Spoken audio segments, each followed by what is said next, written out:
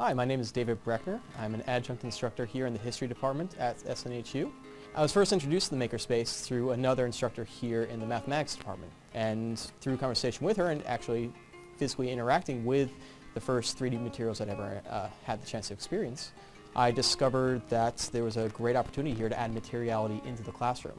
My background is initially actually in classics and archaeology, and I became interested in archaeology through the ability to actually manipulate and handle ancient artifacts.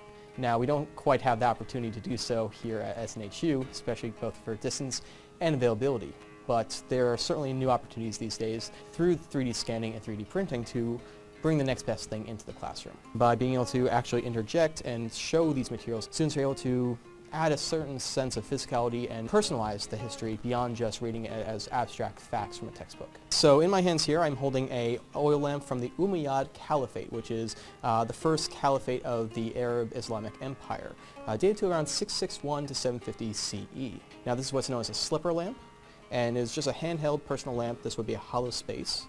And this is a scan reproduced here at SNHU from an original that was brought into the space for reproduction. Now, some of these other objects here, such as the bust, are more museum replicas actually taken from other places that have scanned and used their artifacts.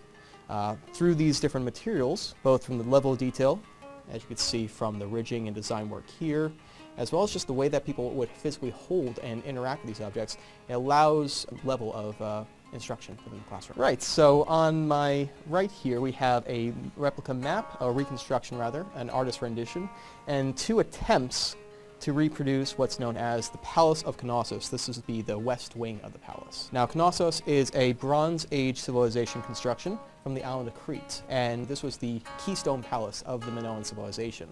With the exception of prints such as this poster here, very little material actually exists for the public to get a sense of the scale and interaction of the space. So what we are attempting to do here for the first time at SNHU actually, and as far as I'm aware anywhere in the world, we are reproducing a multi-story structure which has been expanded and can be blown up to reveal the different floors individually. Now, these are unfortunately failed attempts, which does demonstrate some of the difficulties of the technology, but it's a learning process.